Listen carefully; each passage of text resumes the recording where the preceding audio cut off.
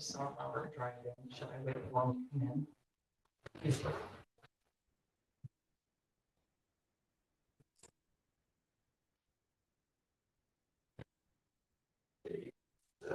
Sick. That was like 10 seconds fast on my watch. Wow, it's sync with the city clock here, right? 5 seconds difference.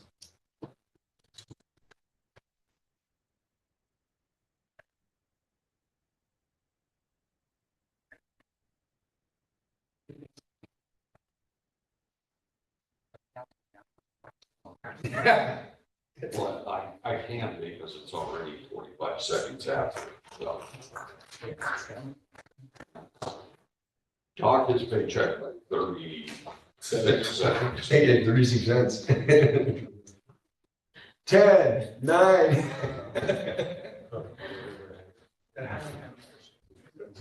Hey, Robert.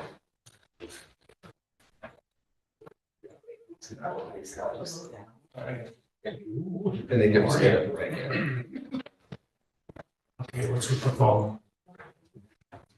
Okay. I would like to call the City of Clear Lake Planning Commission meeting to order. Thank you for all of those viewing tonight's Planning Commission meeting. I'd like to call this meeting to order at the City of Clear Lake Chambers on Tuesday, October 22nd at 6:01 p.m. As a reminder, if you are participating via Zoom, please put yourself on mute unless you are speaking. We are currently live streaming this meeting on the city's YouTube channel and the Lake County PEG TV live stream YouTube channel. To begin with, may I please have a roll call? Commissioner Poker, Present. Commissioner Stewart, Present. Commissioner Inglis, Here. Vice Chair Smalley, Here. Chair Williams. Here. Okay, to those present, can we please stand for the Pledge of Allegiance? And Vice Chair Smalley, lead us. I pledge allegiance to the flag of the United States of America and to the republic for which it stands, one nation, under God, indivisible, with liberty and justice for all. Thank you. Right, at this time, we'll adopt the agenda. City Manager, are there any changes to the agenda? No modifications here. Thank you. I have a motion. Okay, Adopt the motion. agenda. A second? I'll second it. All those in favor? Aye. Aye. Aye. Aye. Okay. All right, at this time, we will go on to public comment. This is the time for any member of the public to address the Planning Commission on any matter not on the agenda that is within the subject matter jurisdiction of the city. The Brown Act, with limited exceptions, does not allow the commission or staff to discuss issues brought forth under public comment. The commission cannot take action on non-agenda items. Concerns may be referred to staff or placed on the next available agenda. Please note that comments from the public will also be taken on each agenda item. Comments shall be limited to 3 minutes per person. Are there any public comments from the chamber at this time? No? Are there any via Zoom? There are no comments on Zoom. Thank you. Okay, we have no consent agenda items, so we will go to public hearing, item number 1. Continuation of public hearing, zoning ordinance, text amendments, ZOA 2024-02.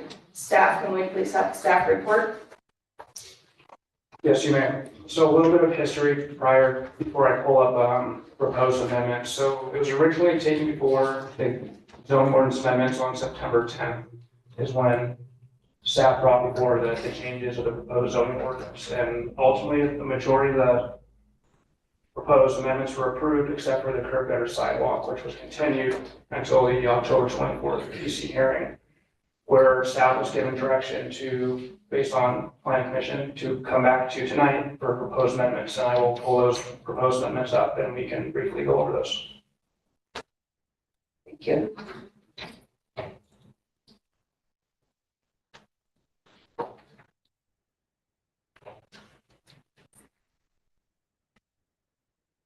So during the last Planning Commission hearing, the Planning Commissioners asked for more clarification and for more details of when these requirements will become a requirement or, you know. So for property improvements, you can see that we up to exceed $50,000 in improvement value. It was originally $10,000. And staff did a little bit of research and we found that back to at least the mid-80s, the requirement for curb gutter sidewalk has always been in place, and the $10,000 started right around the mid-1980s, we believe, from what I can find from old zoning codes. For discretionary permits or entitlement permits, this was in the last proposal that it would be a requirement for all discretionary permits, such as use permits, subdivisions, parcel maps, administrative use permits, and conditional use permits, rezones, and general plan amendments, or plan development projects on a larger scale. So the next item, number 3, is exemptions, and this was discussed during the last planning commission that, there's routine maintenance to one's property over time, such as, repairs to, with local and state health and safety regulations, repairs made to restore the structure to the pre-existing condition, such as caused by natural disaster, or routine property maintenance, like re-roofing, replacement of heating and cooling equipment, windows, and upgrades to bring the structure into the ADA or American Disability Act compliance. And then also to elevate the structure that's located within the floodplain. Since we have multiple floodplains within our city limits, we added that as well.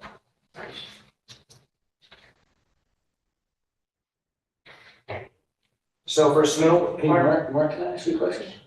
So if you're doing significant improvements in a floodplain, you have to bring the whole structure up anyway, will that trigger this whole curb and gutter no matter, because there's a lot of homes that ain't worth, $40,000, so when you hit $20,000, you have to bring it all up to FEMA standards anyway. So would that automatically trigger this curb and gutter thing, since you're, for like the flood zone FEMA requirement, Yeah. it'd be, because we have to do the NFIP compliance occasionally, or FEMA comes in and checks on us like they do occasionally. If a structure is found to be like not in compliance, it needs to be raised, or necessary measures such as flood vents or other measures to make it compliant, those would be exempt with this exception. That's what I was asking. So for snow requirements, plan requirements, that essentially it's all curb and gutter sidewalk improvement plans need to be prepared and stamped by a California licensed civil engineer and prepared in accordance with all applicable requirements, including our city municipal code and design and construction standards. For inspection of the right-of-way, the city manager or their designee shall have the power to appoint qualified persons to inspect construction of the work as specified in this chapter. If the inspection requires a licensed special inspector, it shall be the responsibility of the applicant to secure that inspection. And then for permit requirements, of course, prior to installation, the applicant shall apply for and secure all required federal, state, and local agency permits, including encroachment permits from the city. And then installation, essentially that the curb, gutter, and sidewalk would need to be installed prior to final and or given occupancy. So construction waiver. So a waiver for requiring the curb, gutter, and sidewalk to be installed in conjunction with the improvements to the abutting property may be granted with the 3 circumstances below. Where request by application, the city manager or designee finds and determines there are circumstances applying to the project, such as size of the lot, topography, which do not generally apply to others in the vicinity. Or if the project is located within a city improvement project, instead of installing the curb, gutter, and sidewalk, the applicant would give the city in lieu of fee to use those funds at a later time, and that fee would be determined by our city engineer. And the last one is item C, which is enter into an improvement deferral agreement approved by the city attorney, which shall contain required timelines for installation, among other provisions determined by the city. Agreement is an agreement by the applicant to furnish improvement security by cash deposit or bonds duly authorized corporate surety with the city. The amount of said improvement will be determined by the city engineer. plus 10%, and it shall run with the land and be binding. And those are some of the options for a waiver for the curb gutter. So if you have any questions, staff is more than happy to answer or provide any clarification at this time. Thank you. At this time, I'll ask each of the commissioners if they have questions for staff. Commissioner Coker? I do have a question. So I understand it's $90 a foot for curb gutter and sidewalk. And there's gonna be an additional 10% added on to that.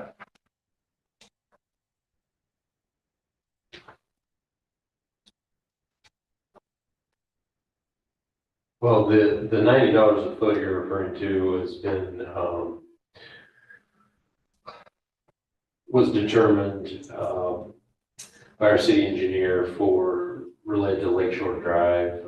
So we have been doing the in lieu fee for a little while now for any projects along Lakeshore Drive because the city's designing streetscape project. And so we actually don't want people to spend money installing curb gutter and sidewalk in that area because, you know, maybe conflict with the plan.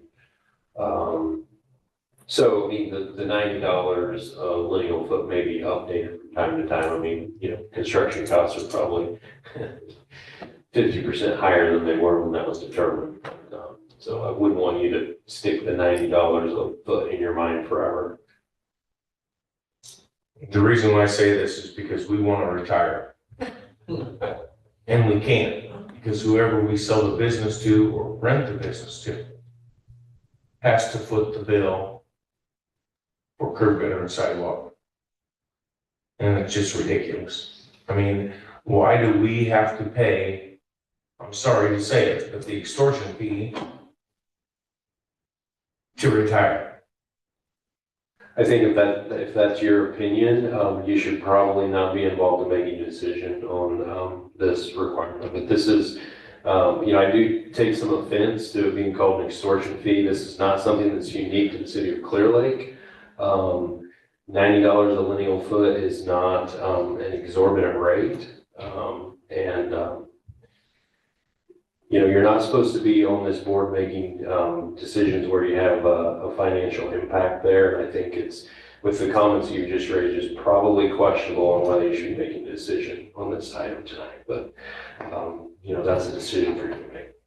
Okay, that's fine. So why does the city businesses have to pay this fee when it's not their property? In other words, it's city property.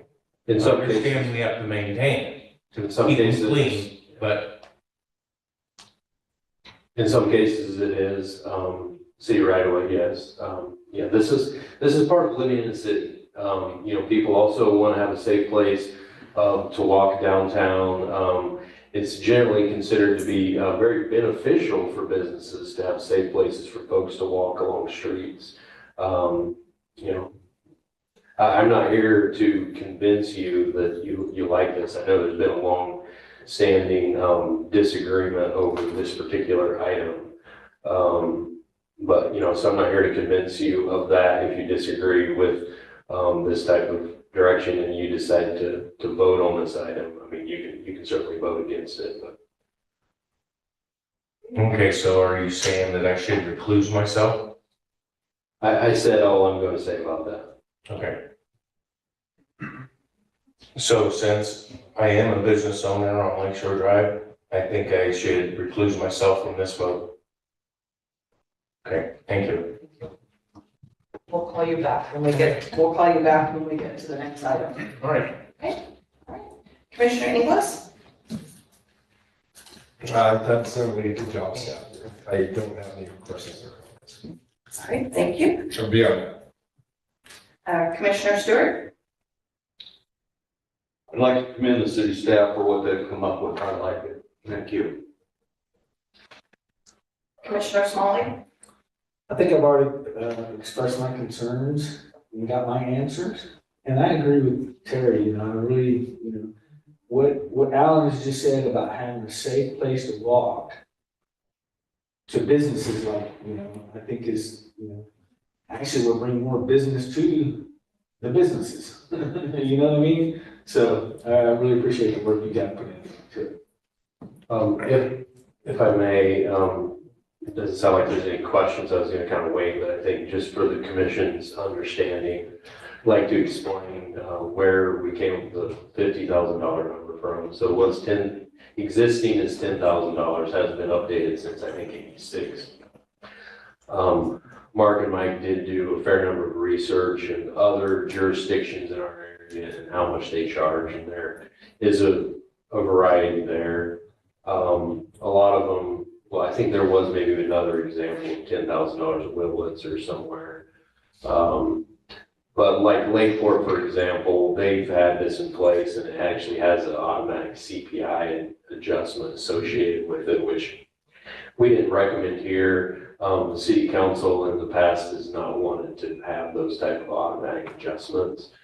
So we're not recommending that, but, their fee at this point is just under 75,000 in Lakeport, not the fee, but the threshold to meet that. And so, what we did was we compared average housing value in Clear Lake and, Lakeport, and then used that factor, and it's just under, it's like $46,000. And so that's why we thought the 50 was kind of a reasonable place to start. But if you have other direction, we can of course adjust.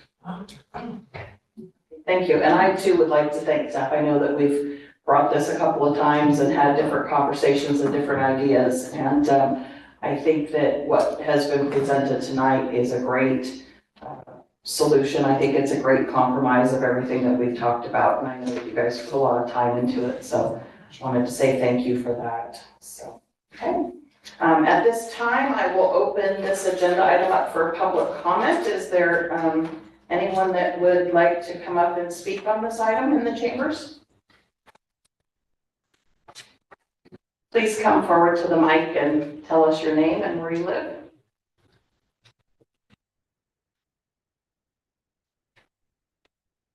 My name's Stephanie Hummel. I'm here in Clear Lake. And I just, I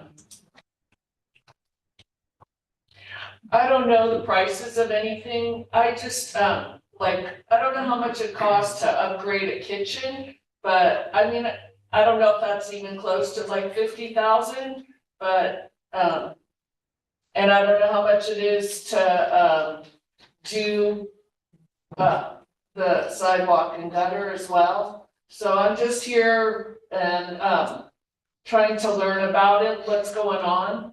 And so, like I said, I just didn't know if 50,000 is a lot or a little when you go to, because it's doing the upgrade versus what? Maintenance. Maintenance. There's a difference. Okay. And then what happens is if you like buy a new place, then that has to be done as well, correct? Not unless you improve it. So let me ask this. Mark, are we keeping the verbiage in about there may be exceptions made if it's in an area that the curb, sidewalks, and gutter are not typical, so that is something that staff can make that determination? Let's see, where did we put that in at? Yeah, there's something in here that refers to the city road standard for that area. Like you'll recall the newer subdivision in Burns Valley didn't have the standard curb gutter and sidewalk arrangement on those streets because it's a more rural area. So it did have a walking path along one side, but so we would refer to the city standard on whether it makes sense to include it in that area or not. Perfect. I thought we were leaving that in there. I just wanted to verify. I guess it's really in the first one where it says design construction standards at the end of that plan. Is that the way it works? I believe so. Let me find out.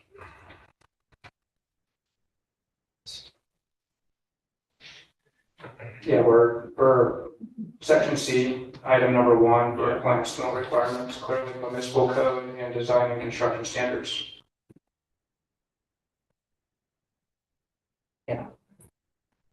So if you bought a property, say out on Old Highway 53 in Burns Valley, and it's an area where there are no curb, sidewalks, and gutter, and it's not typical for that area, that is something that city staff would be able to make that determination whether that then brought the curb, sidewalks, and gutter to be required. So. Yeah, and if I could maybe further clarify, buying a property doesn't trigger this, so you can go buy anything you want. The things that trigger it is if you wanted to improve the property and get a building permit where the cost improvements was over $50,000. Currently, the standard is only $10,000. And then the second is, if you were making some upgrades, like you needed to get a use permit because you wanted to, I don't know, have a liquor store in your commercial building or something like that, and it required a use permit process, then that would be a standard condition of getting that use permit. If you didn't have curb gutter sidewalk already, it would be installed. And just to give you an idea, the $90 a square foot was mentioned, so for your average 50 by 100 lot, based on the $90 a square foot, that's $4,500 to install the curb gutter sidewalk. So, for smaller improvements, that seems like a lot, but for larger legitimate projects, this is not a significant burden on development. Thank you for that clarification. I should have not said when you buy a property, but if that was where your home was located, and I believe that Commissioner Stewart wanted to reply to that. Just to clarify on the properties on Lakeshore Drive, whatever they're currently being used for, if it fits in with the general plan zoning and so on, if the current property owner sold out, the new property owner was not going to change the use, the requirement would not be triggered. Is that my understanding? That's correct. That's what I thought. And the other thing for the lady that came up and spoke, the city at this time, I can tell you from personal observation, there's usually, in the last few years, there's always a number of houses every year, brand new stick-built houses that get built up in the avenues there. And there isn't a sidewalk, curb, and gutter anywhere in the avenues, and the new homes that are getting built are not required to put in curb, gutter, and sidewalk. The area is continuing to upgrade, and the streets have already been upgraded a lot, and at some point, depending on how the city's road budget looks, it could be conceivable that if they actually go in there and pave everything and bring the roads up to the full standards that would accept curb, gutter, and sidewalks, eventually that could come to pass, but, I don't know if any of us would still be alive at that time. I think it would probably be a long, long time before that ever came about. And the main thing that the Planning Commission wanted to do here was the amount that was previously in this ordinance was so low, being based on a figure from back in the 1980s, that almost any repairs or restorations, like putting a new roof on. If you have a house that's over 1,000 square feet with a garage, you're most likely going to be over 10,000 just for, if you have to put a new roof on. Everybody has to put a new roof on sometime. Maybe you want to put in new efficient windows, it's just, there's a whole lot of things, and the figure was just too low. So we asked city staff to try and come up with some things that would change that, and that's what we're looking at here tonight. So I hope that helps clarify it for you. Are there any other people in the chamber that would like to speak on this item? No? Do we have anyone on Zoom? There are no comments on Zoom. All right. Do we have any emails or correspondence? No, we did not receive any. Okay, thank you. All right. Then I will close public comment at this time. Do any of the commissioners have any other comments or deliberation on this item? All right, seeing none, I will take a motion for item number 1. I move that we adopt item number 1. Second. Can I please have a roll call?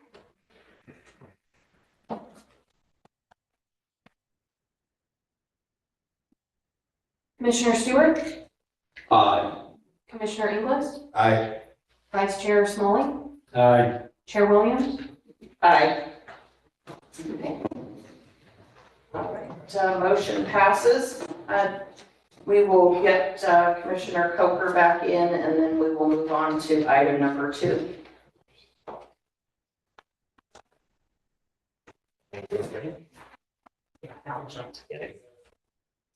Let's do that. No, you didn't.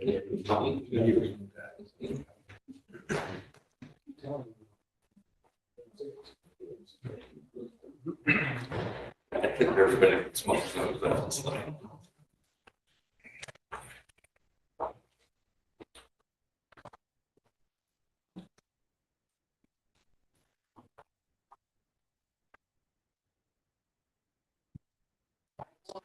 To business items. Item number 2, review and discussion of the native tree protection ordinance in accordance with section 18-40 of the city municipal code. May we please have a staff report? Yes, you may. So I'll give a brief overview of the requirements for the native tree protection ordinance.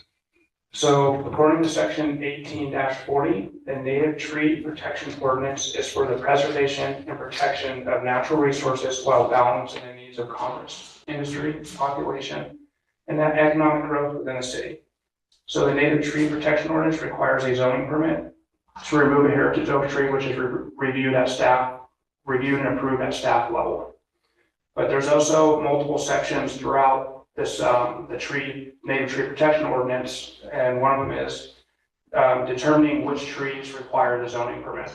And in section 18-40.020 lists the protected trees, and most of them have an average breast height of 6 inches, 6 inches or greater, and they're such as blue oaks, valley oaks, interior live oak, California black oak, Canyon live oak, Oregon white oak, and any other tree that could be designated by the city council as a heritage tree for protection.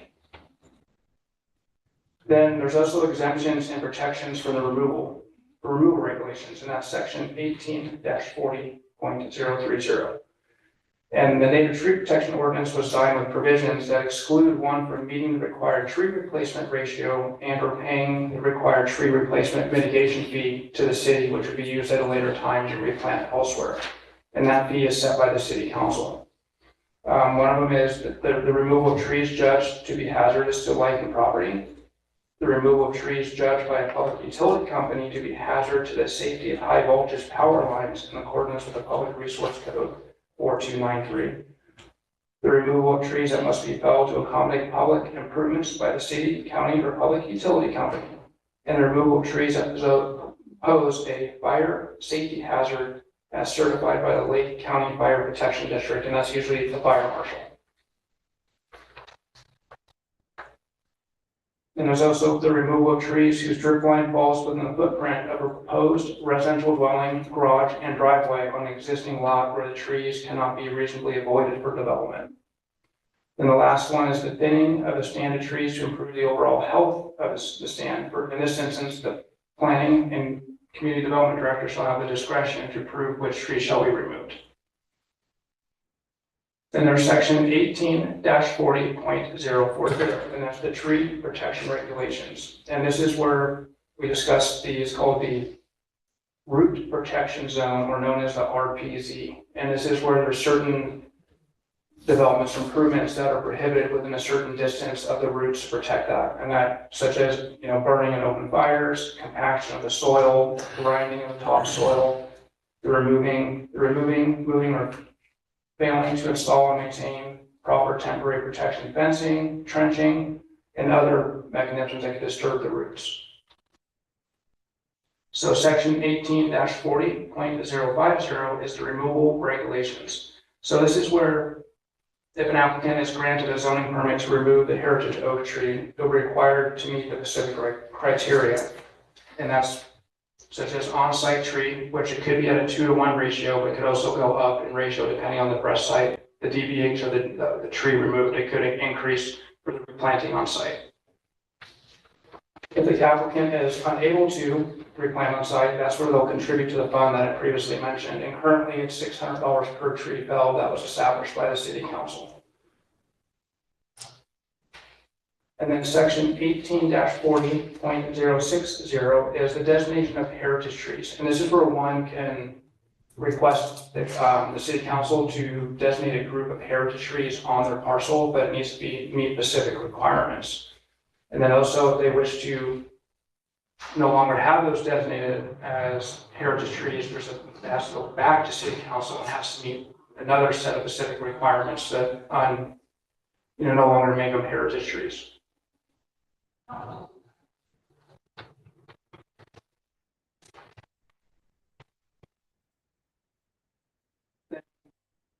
So in section 18-40.070, there's also penalties. So say if someone removes trees, a substantial number, or any tree, and we become aware of it, say we get a code complaint or we see it happen or occur afterwards. This section allows the city to impose additional penalties if one is found to be in violation.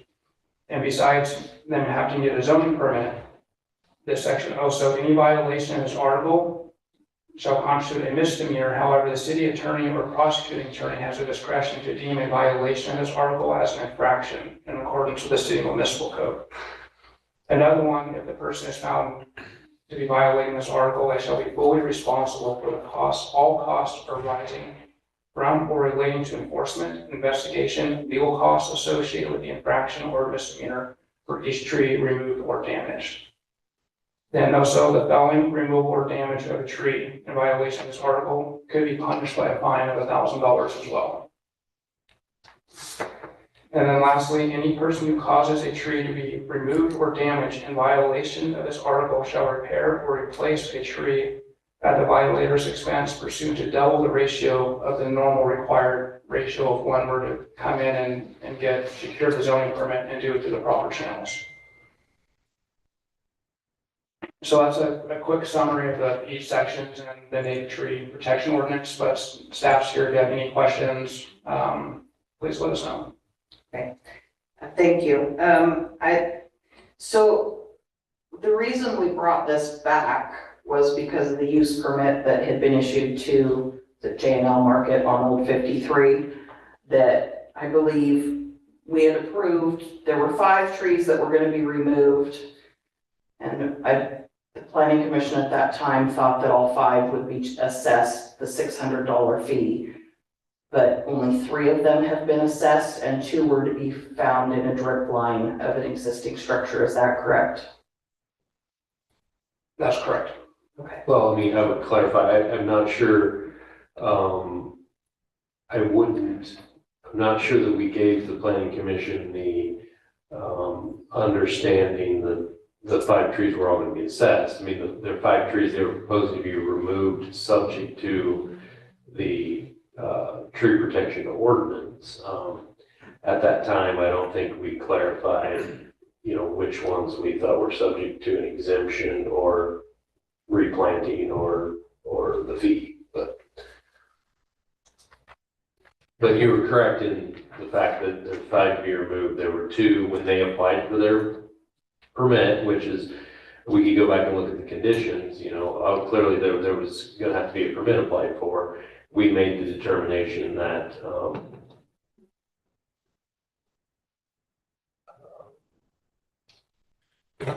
2 of them were exempt per the code and 3 of them they had to either replace or pay the fee. So at this time, I just wanted to clarify that before I ask the commissioners if they have any questions. So Commissioner Coker, do you have any questions for staff at this time? I do not, thank you. Commissioner Inglis? Not at this time. Commissioner Stewart? Yeah, I have a few things. First of all, it's my understanding, and perhaps staff can elaborate on this, perhaps not. It's my understanding that at the current time, the city has a fairly substantial fund built up from the oak tree mitigation fees, and that we have an issue in using that money for the intended purpose, that it's difficult to find places to plant oak trees. And so I'd like some clarification on that. Although in my mind, even if that is the case, I don't think that in itself should be reason to exempt developers from paying the oak tree mitigation fee. The other thing is that I don't know, but I'm thinking, you know, Mark had mentioned that something about the diameter of the tree at breast height, which let's just assume that's 5 feet up. But, you know, years ago I had looked at the ordinance, and it seemed to me that it really applied to trees that were over 8 inches in diameter at breast height, if my memory serves. And so 8 inches in diameter, that's a fairly good sized tree. So, I mean, I owned a lot at one time that was next to an existing property of mine, and it had, you know, always been part, it wasn't actually, it was a separate parcel, but it was included in the sale. I ended up with it, but I never did do anything with it, but it had probably 30 or 40 oak trees on the thing. I mean, it barely had enough room for a driveway down to the back of the lot where you could get a dump trailer in there and clean up limbs that fell off the trees and whatnot. But of course, the majority of those trees were under 8 inches. And I had often thought about developing that property, doing something with it. But quite honestly, there was enough oak trees on there that were over 8 inches that that was a bit of a deterrent. But, you know, I think there's plenty of other developable parcels in the area that don't have that many oak trees. So I don't really think this ordinance is a big deal as far as inhibiting development. However, what I do think is that $600 might be a tad light if you've got an oak tree that's, say, 24 or 30 inches in diameter breast height. You know, I don't know what, there's an oak tree farm in Lower Lake, we'll drive by every time we go by that way. I have no idea what they charge for an oak tree, but I'm pretty sure they don't even have any that big.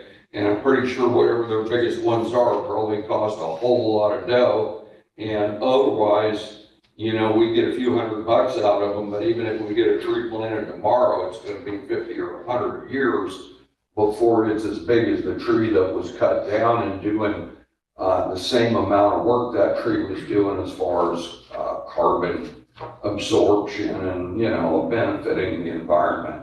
So anyway, you know, I don't really know that there's anything much we can do about this right at the moment, but, you know, my overall impression is that I'm just not particularly happy with this ordinance. It's got a good purpose. And I guess I'm slightly upset that I think people who get to chop down really big oak trees get to do it for a bargain, and then the money doesn't go to put another tree in anywhere because we don't really have an appropriate place, you know, to plant them apparently. So if staff could give me any input on those comments, it'd be greatly appreciated. Well, I'll see if I can remember all of them.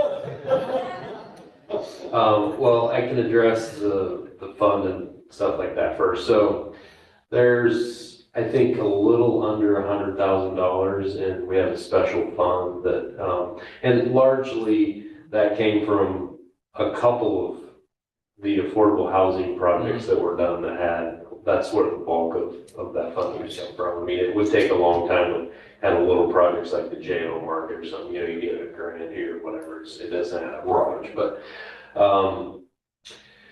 so once we had a significant amount of money there after a couple of projects, I reached out to the Sierra Club and some other folks about, like, you know, what do we do with this money? I mean, oak trees aren't something that people normally plant in parks and that type of thing, right? They grow slow. And so anyway, we had a number of meetings, and ultimately identified doing a project at Anderson Marsh State Park. And I think we planted 100 trees there. I was trying to find in my email, like, actually the cost of that. I think we ended up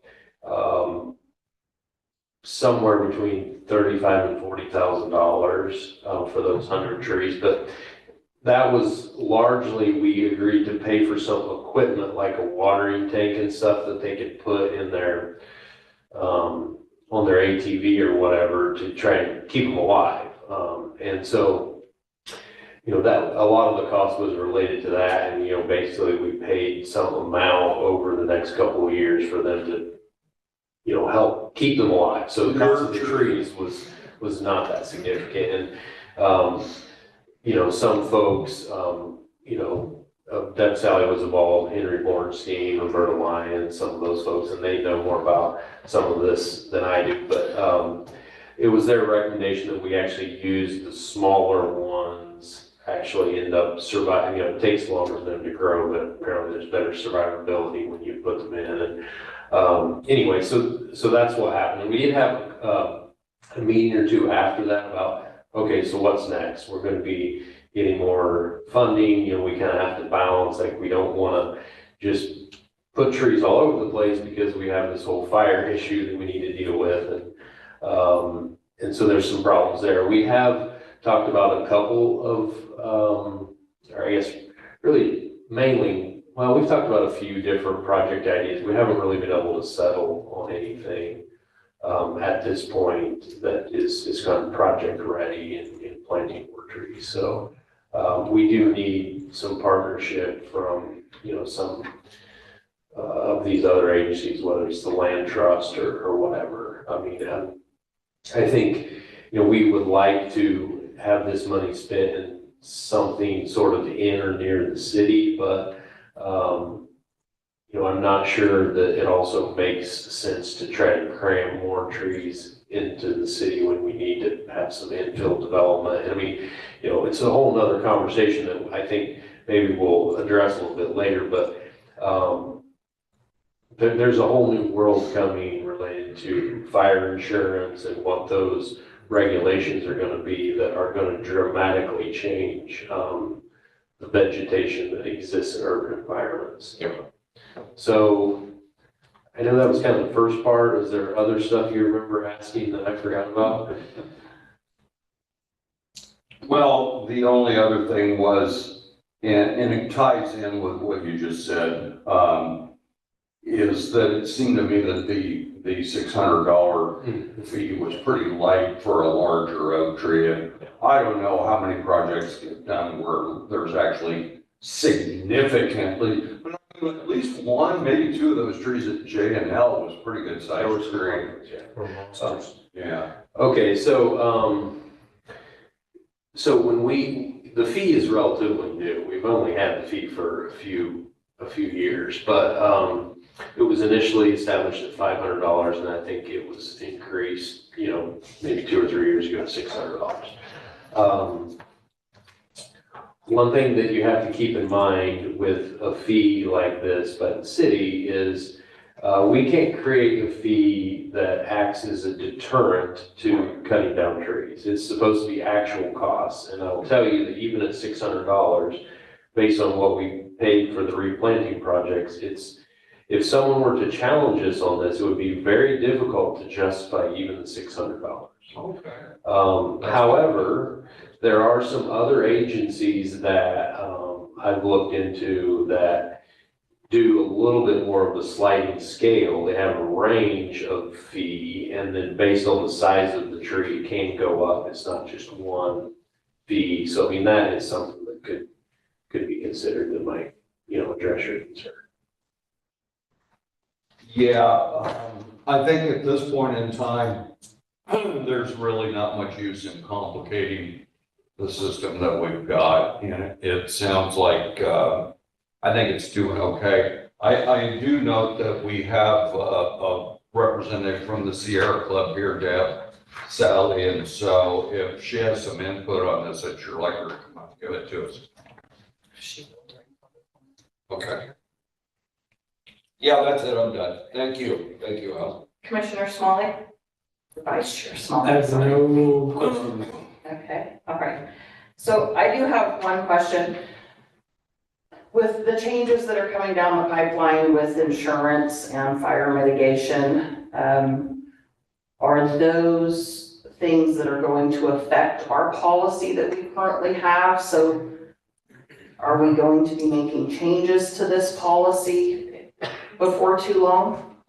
Well, I don't know. I think there is the possibility of that. Now, I mean, I think under the exemption section, it already talks about removal of trees that pose a fire safety hazard certified by Lake County Fire Protection District. So that probably covers some of the stuff that's going to need to happen. But,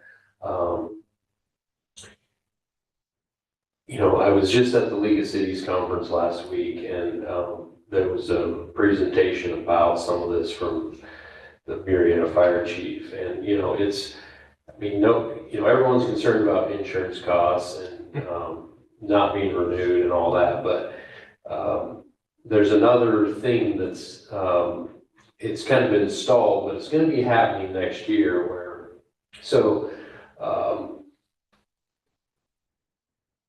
the CAL FIRE makes a determination on fire hazard based on the number of criteria and they map it, okay? And so, but they only do it for what they consider state responsibility areas. So that's areas outside of municipal boundaries. So the city of Clear Lake and the city of Lakeport are considered local responsibility areas, and they don't map it. Now, when they last did the mapping, they did make recommendations to local responsibility areas for very high fire threat zones, which is their highest tier. There's a significant portion of the city of Clear Lake that was mapped as a recommended fire threat, very high fire hazard zone. So it's basically all the avenues and not quite all the avenues, but most of it, and then it bleeds over across Highway 53 to the west a little bit. They are in the process of remapping the entire state right now, and they're sometime early next year, they're going to be releasing those maps, and I'm sure it's not going to be reduced. It's going to be significantly more in that, and they're actually not going to be considering it a recommendation anymore, but they're going to be mandating various regulations around this. So there's going to be a lot of issues around those maps coming out and how that works. Now, of course, the other part of this is being able to get insurance. And insurance companies actually won't clarify how they make a determination, what criteria they're using when they decide to non-renew or cancel someone's policy.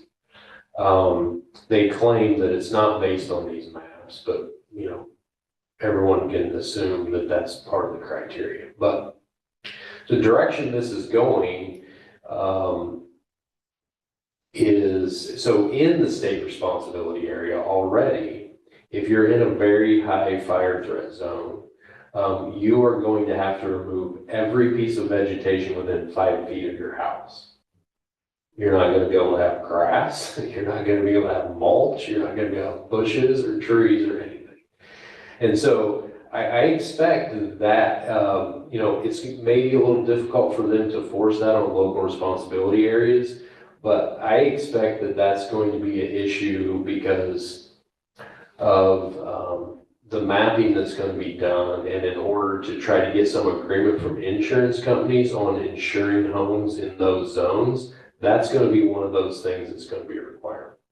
And if you think about the avenues and what kind of tree removal is going to have to happen to achieve that, it's going to be pretty significant.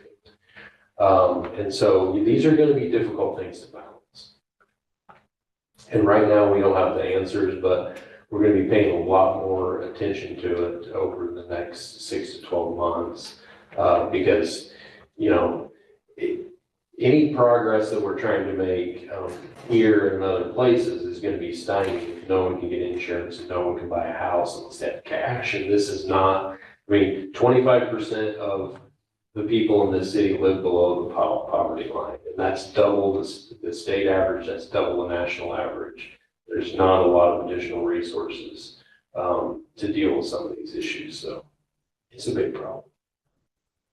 Thank you for that information. It's insurance is a huge issue, and so, yeah, crazy. All right. Well, at this time, I will open this item up for public comment. Is there anyone in chambers that would like to come speak? No. No way.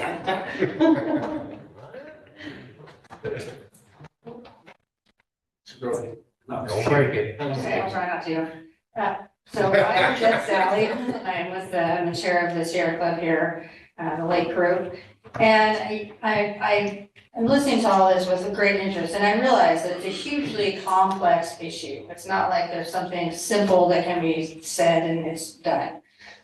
Some Terry comments, yes, $600 to try to mitigate the loss of a large tree does not cover it. You know, no matter what, you know, we ended up with at Anderson Marsh, it was not adequate really to cover in any of the, what we call ecological services that tree was providing. And that's, you know, they control erosion, they keep flooding from occurring, and if you take away the tree canopy, then you have more grasses growing, more fire hazard, more of those low shrubs and those kind of things that can grow can be more of a problem with those kind of things.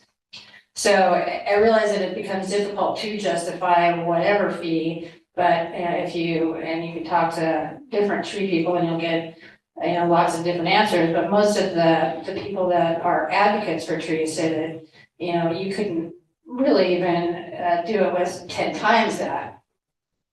So, you know, probably the biggest issue here is that we need to decide as a city whether we're going to enforce what we have to begin with. I agree that, you know, I've worked in this city for 32 years, and as a business owner, had to give away a lot of services for free or do discounts because I know what our income situation is like here. And I realize that it makes it very onerous for some individual property owners to be able to develop their property the way they want to. My issue with the JNL market situation is that my interpretation of the ordinance and single-family dwellings did not cover what was happening there on that project, which is why I brought it up before. And I just think that, you know, we have to make a decision. And I've talked to a couple of the tree guys around, and, you know, I've heard that there's a lot of trees taken down that people don't get permits for, that even there's been some reported. I don't know if there's been fining done for those removals, or what's happened around any of that. But I just don't see that we have a consistent approach to it, and that everybody, you know, has decided whether it's an important issue or not. And that's what I think is important about these discussions, is that we try to figure out where we want to stand on it. So, and I did want to say too that I heard from a couple people that trying to get the trees looked at by the city to decide if they should come down, and then have an arborist look at some of the expenses involved with that, and the runaround that they got at the city trying to get all of the hoops jumped through was a problem for them too. So there may be some way to improve that. Thank you. Thank you. Is there anyone else in the chambers that would like to speak on this issue? Seeing none, is there anyone on Zoom? There are no comments on Zoom. Did we receive any emails or mail? Well, you received the letter from the California Wildlife Foundation. I think you'll receive that here, you know, that's the only thing, right? Yes, that's the only document. It's dated October 22nd, 2024. This morning, okay. Did everyone receive that in their email and get a chance to read it? Okay. Do any commissioners have any additional questions on this item at this time? Okay, all right, I will close public comment on this. And let's see here. So do any commissioners, would you like to give any direction to staff on this item? Chair Williams, could I address just a couple things that Ms. Sally brought up? So on enforcement, Ms. Sally has shared a few issues over the last couple of years that we were either aware of or in some cases weren't aware of at the time. And we have done some things addressing now. I mean, I understand that in this case with like J&L Market, there's a difference of interpretation. The code does say single family residence. And so the J&L Market is not a single family residence. I made the determination that there was a residence there above the store, and in my opinion, that met the spirit of it. And so, if you disagree with that, I made the decision. We could further clarify that, give a recommendation to the city council. They could be very specific in that, tell me that they, only want that exception to be granted for single family residences, and that's what we'll do. In my opinion, this wasn't, trying to give the developer a favor or anything like that. I don't think this is any type of deal breaker for their project. But on the enforcement, if there's issues, I mean, we know there's a long history of people doing things without all types of permits in the city of Clear Lake. That's why we have a very robust code enforcement team and are willing to take aggressive action on that. Most recent example, in the last couple of weeks, we got a report of a couple of trees being removed north of here on Lakeshore Drive. And we've taken swift and significant enforcement action against that property owner for the work that they did that's consistent with this ordinance. And we would expect to continue to do so if we have similar reports or information that trees are being removed that's not consistent with the ordinance.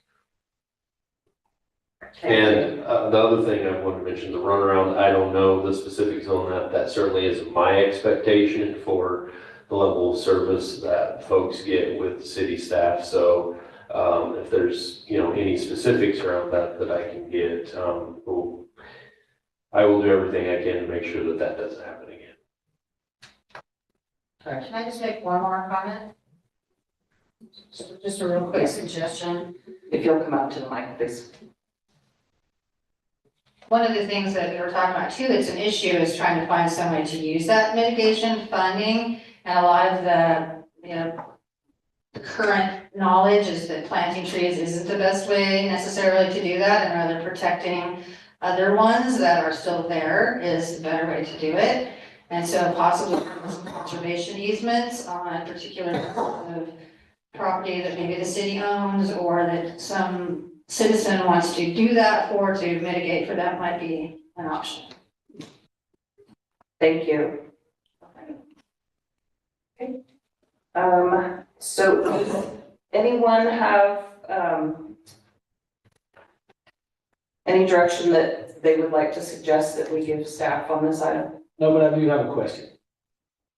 If you have a tree hanging over your house and you want to cut it down, what is the procedure in getting that permit and everything else? Is it still through OpenGov and online and everything?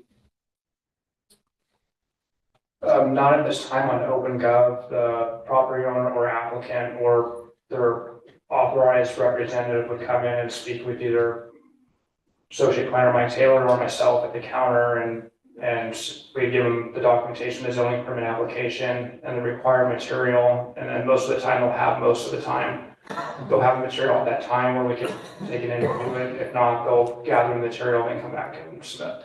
Okay. So I guess seeing no additional direction or suggestions from the commission at this time, to leave the ordinance as it stands. Is that? Sounds good to me. That's my opinion. Okay, that's fine. And, we'll remain committed to working with the Sierra Club and other groups to figure out, certainly not opposed to the conservation easement idea or whatever, but, I think there's going to be we need to have good communication about this, because there's going to be a lot of trees removed in this city and a lot of other places over the next few years. It's just going to happen because of the fire safety issues. So, we're going to have to figure out some ways to mitigate the impact. is that something that, a committee of maybe, planning commission and a couple of council members or something, is that a steering committee or something going forward? Is that appropriate? I mean, yeah, I mean, that's fine. I mean, we need more ideas on what we can do, so, you know, if there's a couple of commissioners that were interested in serving in that capacity, we'd be, you know, happy to put something together. You know, we could share the ideas that we've already talked about a little bit. There's a lot of other agencies that are dealing with this type of thing, so, you know, I don't know, I mean, Sonoma County did a probably quite expensive LiDAR mapping project of everything in Sonoma County, and they created, you know, these oak woodland zones and all this stuff. I mean, it's a little less relevant, I think, for, you know, a city boundary, but, you know, there's a lot of different things we could do. Maybe there's some value in that that's worth investing the money in, I don't know, but we need more ideas because we don't have a great plan right now. Okay. I think you'd have to, wait till the new CAL FIRE maps come out. Keep the conversation going, have a continuous, you know, brainstorming on what could happen, what would happen, you know, what we want to see happen. But I think a lot of that's going to depend on the new maps. I would agree with that, but it seems like enforcement, somehow stricter awareness, somehow, right?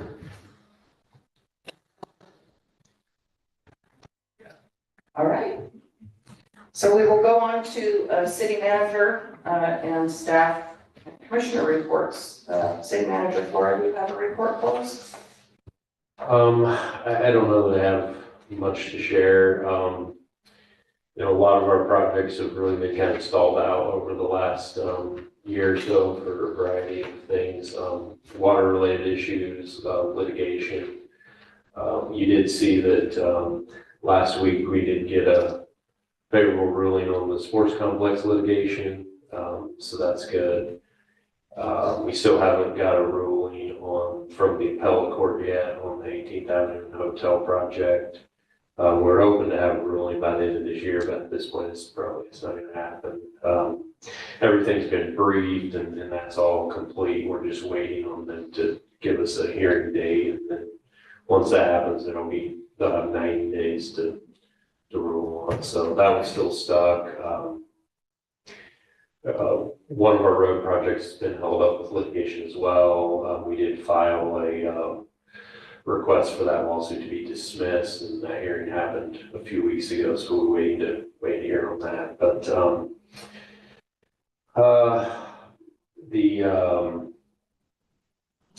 you know, as far as housing projects, there's a few things. The project off of 18th Dam Road Extension was kind of the third affordable housing project. Of course, these don't come to the commission under state law, but that's been kind of circulating for a while, and they've been having problems getting all their funding together. But it is state-owned land, and the state was having problems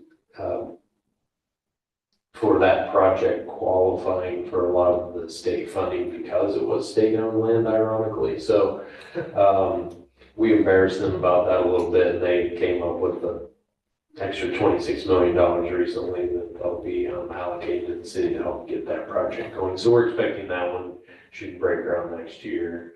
Danco, the one that did the Oak Valley Villas project, they purchased the, as you're aware, the 29 acres out in Burns Valley.